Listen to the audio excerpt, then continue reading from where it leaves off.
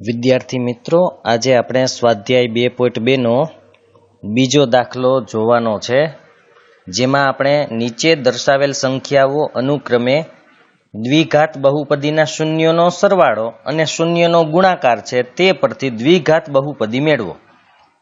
એક ઉદાહરણ આપણે આગળ જોયું હતું, ઉદાહરણ 4. એ આવું જ હતું. અહીં દરેક દાખલાની અંદર બે સંખ્યા આપેલી છે.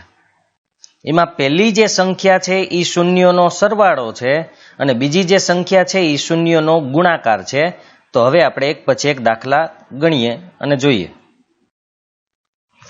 તો બીજા દાખલાનો પ્રથમ જે છે 1/4 - 1, આ બે આપણને શૂન્યનો સરવાળો અને શૂન્યનો ગુણાકાર આપેલો છે.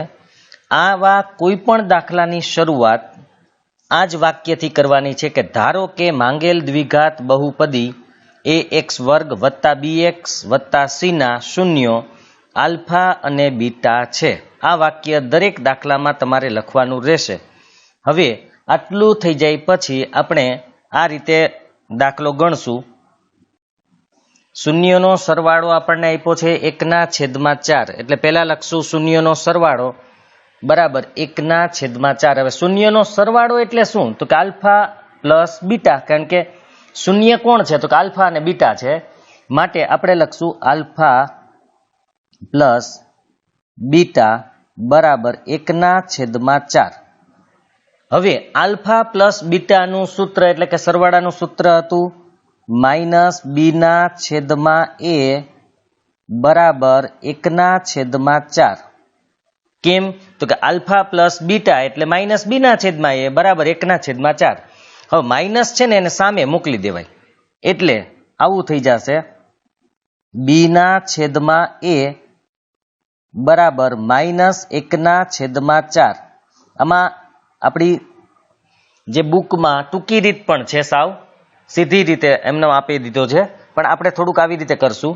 હવે આ થઈ ગયું b/a બરાબર, એને અહીંયા જ આપણે અત્યારે રાખશું, કારણ કે છેદ છે એટલે સામે નથી મોકલવો. હવે આપણે અહીંયા જ રાખશું. હવે આવી રીતે શૂન્યનો ગુણાકાર કરી નાખીએ. તો શૂન્યનો ગુણાકાર આપણી પાસે છે -1. એનો મતલબ કે આપણને સરવાળો આપ્યો તો હવે ગુણાકાર આપ્યો છે. તો ગુણાકારનું આપણે પેલા સૂત્ર લખીએ. તો પેલા તો આપણે લખવાનું રહેશે આલ્ફા ગુણ્યા બીટા, કેમ કે આ એના શૂન્યો છે, એટલે આલ્ફા ગુણ્યા બીટા બરાબર -1. હવે આલ્ફા ગુણ્યા બીટા એટલે કે આલ્ફા બીટા શું છે? તો કે ગુણાકારમાં તો c/a આવે, તો c/a બરાબર પણ -1. છેદમાં કંઈ નથી તો આપણે 1 લખી શકીએ. હવે તમારે એક વસ્તુ અહીંયા જોવાની છે, બરાબર યાદ રાખજો. હવે જુઓ, મેં તમને ઉદાહરણ 4 ગણાવ્યું ત્યારે એક વાત કરી હતી કે છેદમાં જો કોઈ સંખ્યા ન હોય તો એની કિંમત 1 ધારવી, પણ છેદમાં જો કોઈ સંખ્યા હોય તો એની કિંમત એ જ ધારવાની. તો અહીંયા તમે જોઈ શકો છો કે આ જે 4 છે એની સામે આવે છે, એટલે કે એની કિંમત આપણે 4 લેવી પડશે છેદમાં. પણ નીચે તમે જુઓ તો અહીંયા તો 1 જ છે, તો હવે એની કિંમત કઈ લેવાની? તો કે એની કિંમત છેદમાં આપી હોય લેવાની છે. આ તો આપણે મૂકેલા છે 1, તો માટે આપણે એની કિંમત કેટલી લેશું? તો કે 4.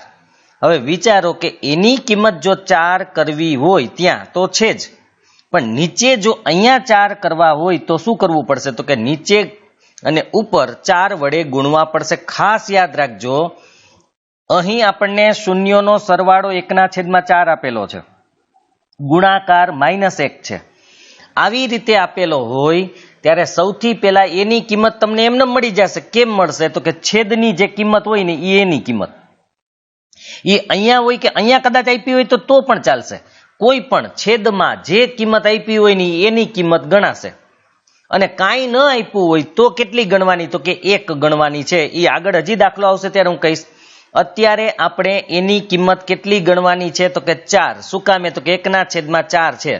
ખાસ હજી કહું છું, છેદની જે કિંમત હોય એની કિંમત ગણાશે. તો અહીંયા તો આપણી પાસે 4 છે, અહીંયા નથી, માટે 4 વડે ગુણવા પડશે નીચે અને ઉપર. શું કામ નીચે ગુણીએ છીએ? તો કે એની કિંમત આપણે 4 કરવી છે. ઉપર 4 છે તો નીચે પણ 4 કરવા. એની જ કિંમત કરવાની છે, બીજા કોઈની નહીં. એની કરશો એટલે બીજાની મળી જશે. તો અહીંયા આપણે નીચે 4 વડે ગુણીએ એટલે ઉપર પણ 4 વડે ગુણશું. જુઓ આપણે શું કર્યું, તો કે બંનેને 4 વડે ગુણી નાખ્યા. નીચે પણ 4 વડે ગુણ્યા, ઉપર પણ 4 વડે ગુણ્યા. કારણ કે જે પ્રક્રિયા છેદમાં કરો એ જ પ્રક્રિયા અંશમાં કરવી પડે. એટલે કે છેદમાં 4 વડે ગુણ્યા તો અંશને પણ 4 વડે ગુણવા પડે. માટે 4 એકુ 4 છેદમાં 4 એકુ 4, પણ ઉપર માઇનસ આવશે, નીચે પ્લસ આવશે. આટલું થઈ જાય એટલે હવે તમે જોઈ લ્યો, આ બંને જગ્યાએ અહીંયા પણ એની કિંમત 4 છે અને અહીંયા પણ એની કિંમત હવે 4 જ છે. જો નીચે એ બરાબર અહીંયા 4 છે અને અહીંયા પણ 4 જ છે. આમ બંને જગ્યાએ એની કિંમત 4 આવી ગઈ. એટલે હવે આપણે એની કિંમત 4 લઈએ તો શું થાય જુઓ. જો અહીંયા એક વાક્ય મેં લખ્યું કે જો એ બરાબર 4, 4 ક્યાંથી આવ્યા? તો કે છેદમાં હતા એટલે. તો એ બરાબર 4 તો બી બરાબર ખાલી જગ્યા અને સી બરાબર ખાલી જગ્યા મેં નથી પૂરી. શું કામે? તો કે આપણે જોઈ લઈએ કે બી ની અને સી ની કિંમત કેવી રીતે લખવાની. એ બરાબર તો છેદમાં હોય જ લખવાનું. ચાલો તો બી ની અને એની કિંમત કેમ મળશે એ જોઈ લઈએ. આ આપણને આપેલું હતું, આપણે આગળ કરેલું છે. જો સરવાળાનું સૂત્ર હતું ને એમાંથી આપણે આ શોધ્યું હતું અને ગુણાકાર ઉપરથી આપણે આ શોધ્યું જે ઉપર છે જ. હવે જો એની કિંમત તમે 4 ગણો છો તો બી ની કિંમત કેટલી ગણાય? તો કે -1 ગણાય. સી ની કિંમત જો અહીંયા 4 હોય, સોરી એની કિંમત 4 હોય તો સી ની કિંમત કેટલી ગણાય? તો કે -4. આનો મતલબ કે આપણે એ બી સી ત્રણેયની કિંમત મળી ગઈ. એની તો આપણે 4 લીધી છેદમાં છે ઈ, તો એની 4 હોય તો બી ની કેટલી ગણવાની છે? તો કે -1. અને અહીંયા એની 4 હોય તો સી ની કેટલી ગણવાની છે? તો કે -4. માટે આપણે એ લખી નાખીએ કે બી ની આવશે -1 અને સી ની આવશે -4. આમ આપણને ત્રણે ત્રણ કિંમત એ બી અને સી મળી ગઈ. જો એ બી સી મળી જાય તો આપણે બહુપદી મળી જાય. તો હવે જુઓ કે માંગેલ દ્વિઘાત બહુપદી બરાબર ax વર્ગ વત્તા bx વત્તા c. આપણે લખ્યું શું કામે? તો કે આપણને ધારેલી છે. જો પેલા સૌથી શરૂઆત જ્યારે કરી ત્યારે આપણે ધારી હતી કે ધારો કે માંગેલ દ્વિઘાત બહુપદી છે ax વર્ગ વત્તા bx વત્તા c, એના શૂન્યો આલ્ફા અને બીટા છે એવું આપણે ધાર્યું હતું. તો હવે એની કિંમત આપણે મળી ગઈ તો એની જગ્યાએ આપણે એની કિંમત મૂકશું એટલે 4x વર્ગ પ્લસ બી ની જગ્યાએ -1 છે તો -1 અત્યારે આપણે એમ લખશું -1 અને x ના x આપણે બી ની કિંમત મૂકી અને સી ની કિંમત પ્લસ -4 છે એટલે એને કૌંસમાં માઇનસ હોય તો કૌંસમાં, હવે કૌંસ છોડી દો તો 4x નો વર્ગ વત્તે ઓછે ઓછા થઈ જશે. અહીંયા ધ્યાન રાખજો, વત્તે ઓછે ઓછા એટલે -1 ગુણ્યા x એટલે એક જ x આવશે. 1 ગુણ્યા x એટલે ખાલી x. અહીંયા પણ વત્તે ઓછે ઓછા થઈ જશે એટલે માઇનસ અને 4 ના 4. બસ આ આપણી બહુપદી છે, માગેલી દ્વિઘાત બહુપદી 4x વર્ગ ઓછા x ઓછા 4. આપણો આખો દાખલો અહીંયા આપેલો છે એ આવો છે કે 1/4 -1 આપણે શૂન્યનો સરવાળો ને જે આપ્યું હતું, પછી આપણે ધાયરા આલ્ફા બીટા સરવાળાનું સૂત્ર મૂક્યું હતું -b/a, પછી શૂન્યનો ગુણાકાર આલ્ફા બીટા c/a. પહેલા એની કિંમત આપણે છેદમાં હતી 4 એટલે 4 લીધી, પછી એના ઉપરથી બી અને સી ની કિંમત મૂકી અને પછી દ્વિઘાત સમીકરણ બહુપદી આપણને મળી ગઈ. બસ આ જ રીતે આપણે બધા દાખલા કરવાના છે. તો બીજા દાખલાની આપણી રકમ છે √2 અને 1/3.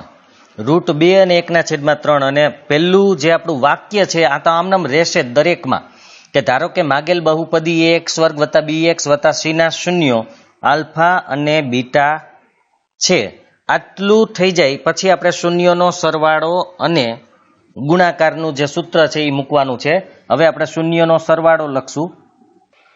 તો અહીં શૂન્યનો સરવાળો √2 છે હવે બરાબર જોજો કે આપણે આલ્ફા પ્લસ બીટા તો લખી નાખીએ, આલ્ફા પ્લસ બીટા બરાબર √2.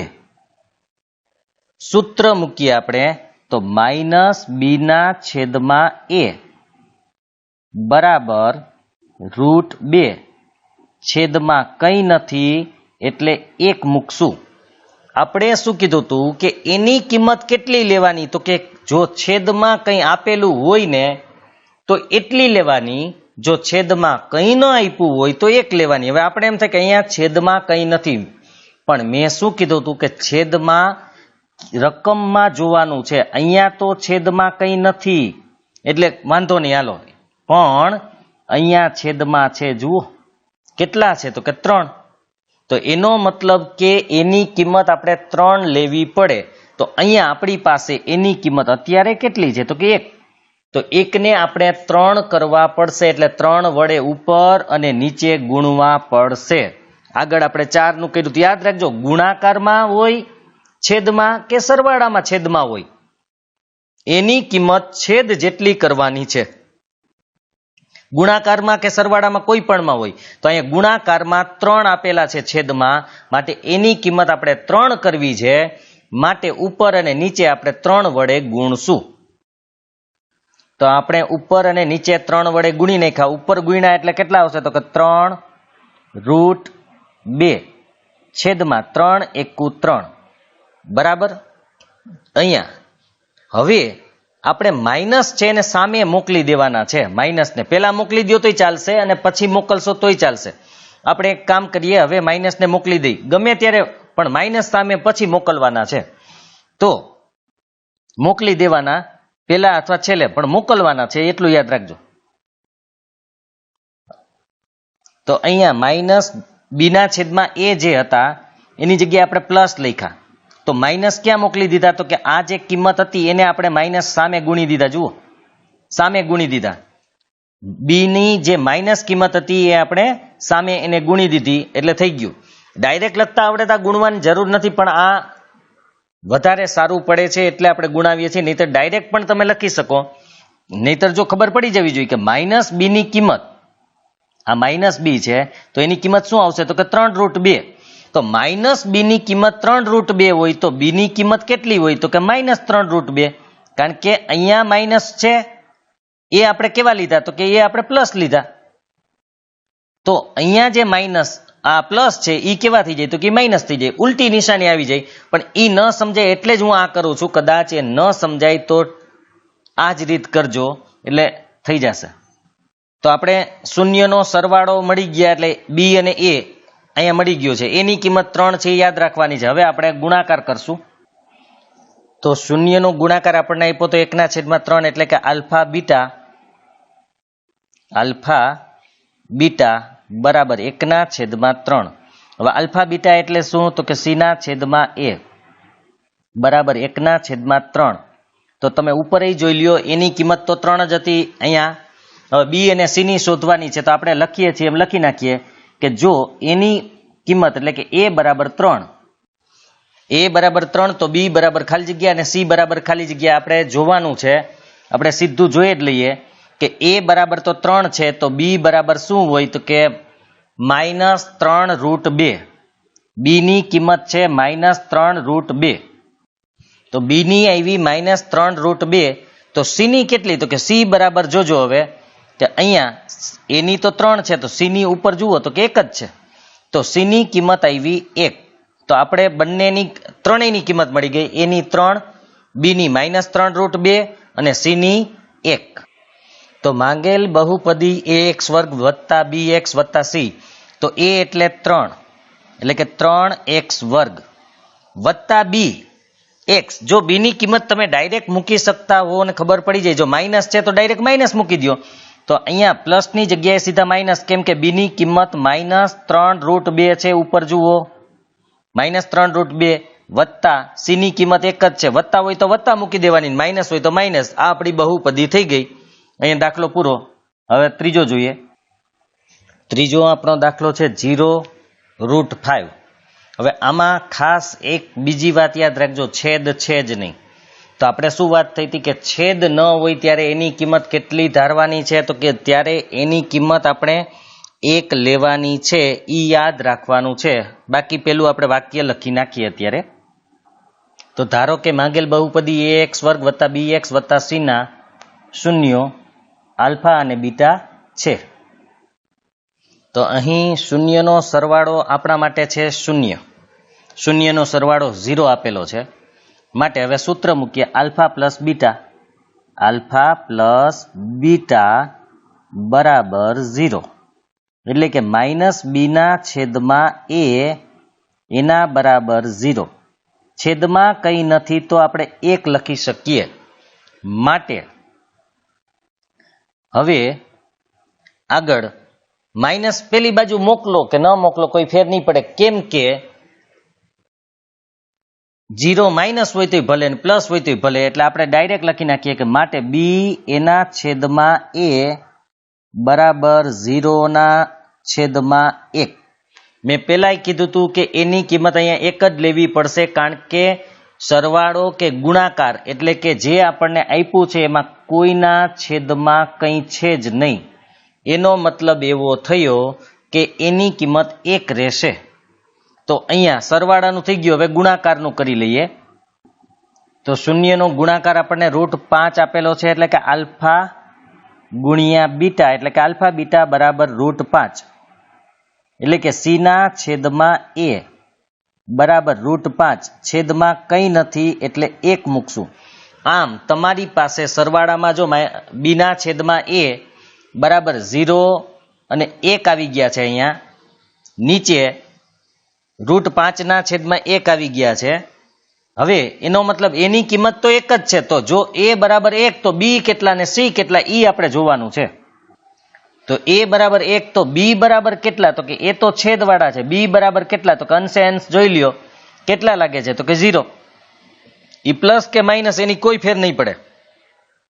પછી સી બરાબર કેટલા છે ઈ જોઈ લ્યો, તો કે √5. તો અહીંયા સી બરાબર √5. તો માગેલ બહુપદી ax વર્ગ વત્તા bx વત્તા c એ બરાબર કેટલા, તો કે 1. ખાસ યાદ રાખજો 1 લખવાની કોઈ જરૂર નથી. છતાંય તમારે એક સ્ટેપ આગળ વધવું હોય તો તમે આ રીતે પણ લખી શકો છો. જેમ કે અહીંયા એની કિંમત +1 x વર્ગનો x વર્ગ પ્લસ બીની કિંમત 0 x ના x અને સીની કિંમત √5. હવે આને આપણે આમ 1x વર્ગ એટલે x વર્ગ વત્તા 0x વત્તા √5. આ બહુપદી પણ ચાલે. આ ન લખવી હોય તો 0 વાળું કાઢી નાખવાનું છે. તો એનો જવાબ આવશે x વર્ગ વત્તા √5. તો આપણો છેલ્લો જવાબ આપણે x વર્ગ વત્તા √5 લખશું. 0x આપણે બને તો કાઢી નાખવું, કારણ કે એમાં વાંધો નહીં. 0x એટલે 0 વાળું પદ જ કહેવાય. તો આપણે બહુપદી તો ખાલી x વર્ગ વત્તા √5 જ હતી, કે જેના શૂન્યનો સરવાળો 0 હતો અને ગુણાકાર કેટલો હતો શૂન્યનો, તો કે √5. બસ આ આપણો જવાબ છે જ લાસ્ટ. હવે આપણો ચોથો દાખલો છે 1-1. જો આમાંય છેદમાં કંઈ છે જ નહીં. આનો મતલબ એવો થયો કે આપણે એની કિંમત 1 લેવાની રહેશે. આ ધ્યાનમાં રાખજો, છેદમાં કંઈ નથી એટલે આપણે એની કિંમત 1 લેવાની રહેશે. આમ જોઈએ તો અહીંયા બધું 1-1 જ છે, છતાં પણ આપણે જોઈ લઈએ. તો ધારો કે માંગેલ દ્વિઘાત બહુપદી ax વર્ગ વત્તા bx વત્તા c ના શૂન્યો આલ્ફા અને બીટા છે. અહીંયા શૂન્યનો સરવાળો 1. હવે સરવાળાનું સૂત્ર એટલે આલ્ફા પ્લસ બીટા બરાબર 1. હવે એનું સૂત્ર હતું -b ના છેદમાં a બરાબર 1 ના છેદમાં કંઈ નથી તો 1 મૂકી દો. માઇનસને સામે મોકલી દો, એટલે માટે b છેદમાં a બરાબર -1 ના છેદમાં 1. આ આપણે સરવાળાની કિંમત મળી ગઈ. હવે આપણે ગુણાકાર જોઈએ. શૂન્યનો ગુણાકાર પણ 1 જ છે, એટલે આલ્ફા ગુણ્યા બીટા બરાબર 1. હવે એનું સૂત્ર સી ના છેદમાં એ એના બરાબર 1 ના છેદમાં 1. તો આમાં તો આપણું સૂત્ર આવી ગયું. હવે તમે આપણે કીધું હતું છેદમાં કંઈ નથી એટલે એની કિંમત આપણે 1 લેવાની છે. એનો મતલબ કે જો એ બરાબર 1 તો એ બરાબર 1 તો બી બરાબર કેટલા? તો એ તમે જોઈ શકો છો બી બરાબર કેટલા? તો કે -1 આવશે. તો અહીંયા આવશે -1. અને જો એ બરાબર 1 તો સી બરાબર કેટલા? તો કે એ પણ અહીંયા જોઈ લ્યો તો કે સી બરાબર 1 આવશે. તો અહીંયા સી બરાબર આપણે 1 લખ્યા. તો ત્રણેયની કિંમત 1 જ આવી છે પણ બી ની ખાલી -1 છે. હવે આપણે બહુપદીમાં કિંમત મૂકી દઈએ. તો અહીંયા ax વર્ગ વત્તા bx વત્તા c કિંમત મૂકીએ તો કે એની કિંમત 1 એટલે 1x વર્ગ, બી ની કિંમત -1 એને ગુણ્યા x અને c ની કિંમત ખાલી 1. કૌંસ છોડી નાખીએ એટલે x વર્ગ એકા x વર્ગ ગુણ્યા 1 એટલે x વર્ગ જ વત્તે ઓછા 1x એમનેમ આવશે. 1 લખવાની જરૂર નથી, પ્લસ 1 ના 1. આ આપણી માગેલી બહુપદી છે. તો પાંચમો દાખલો છે -1/4 સરવાળો આપ્યો છે અને ગુણાકાર છે 1/4. તો ધારો કે માંગેલ દ્વિઘાત બહુપદી ax વર્ગ વત્તા bx વત્તા c ના શૂન્યો આલ્ફા અને બીટા છે. અહીં આપણને શૂન્યનો સરવાળો કેટલો આપેલો છે? તો કે -1/4. હવે સરવાળો એટલે આલ્ફા પ્લસ બીટા બરાબર -1/4. હવે આલ્ફા પ્લસ બીટાનું સૂત્ર તો કે -b/a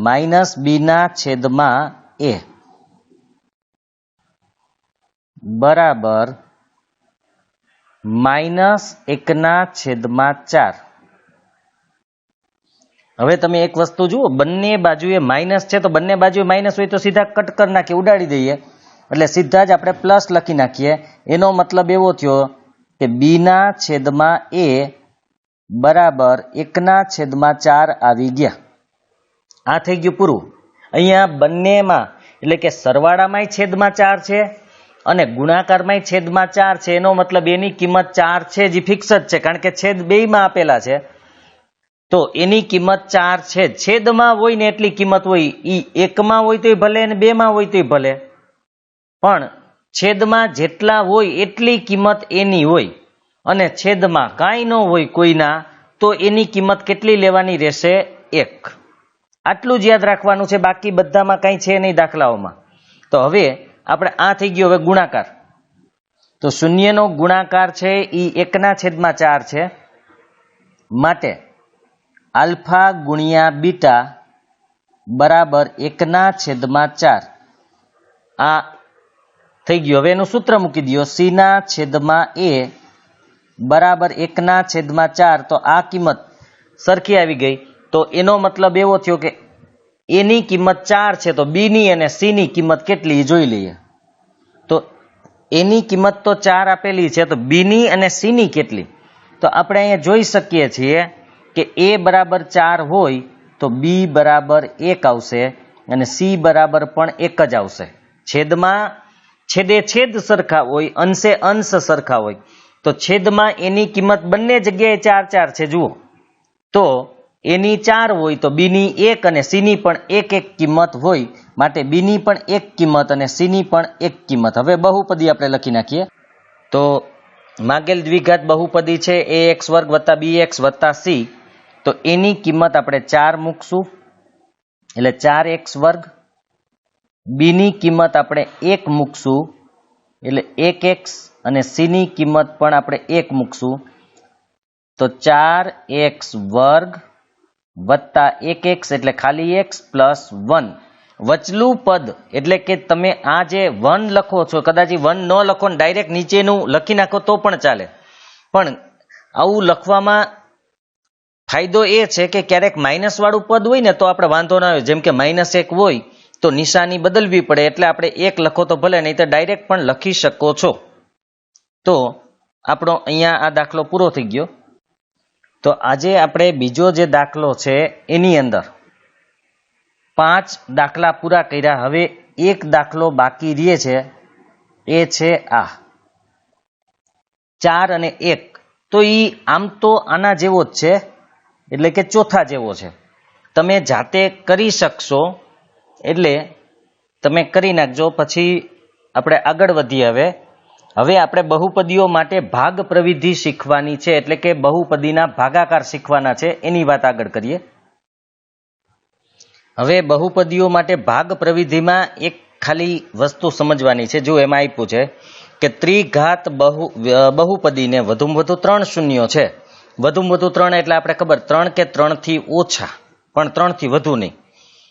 વધુમાં જો તમને 1 શૂન્ય આપેલ હોય તો તમે બીજા 2 શૂન્ય શોધી શકો. તો એ રીતે આપણે આગળ કરવાની છે કે 1 શૂન્ય આપશે તો બાકીના 2 શૂન્ય આપણે શોધી લેશું.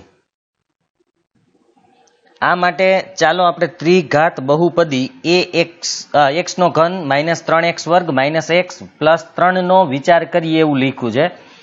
જો અમે તમને કહીએ કે તેનું 1 શૂન્ય 1 છે, તો આથી તમે જાણો છો કે x - 1 એ x ઘન ઓછા 3x વર્ગ ઓછા x વત્તા 3 નો એક અવયવ છે. હવે આવું કેવી રીતે? તો એ 9માં આવ્યું તો થોડું યાદ કરી લઈએ કે જ્યારે શૂન્ય 1 હોય તો અવયવ કેટલા હોય? તો જો શૂન્ય એટલે x ની કિંમત 1 છે, તો એને આ બાજુ લઈ આવો. તો આ બાજુ આવે તો એ કેવા થઈ જાય? તો કે -1 થઈ જાય. તો -1 બરાબર કેટલા? તો કે 0. એનો મતલબ કે જો શૂન્ય 1 હોય ને તો અવયવ છે ને x - 1 હોય, એક અવયવ એનો x - 1 હોય. આનાથી ઉલટું વિચારો કે આપણે 9માં એવું પણ શીખાતા કે માનો કે x - 1 અવયવ છે.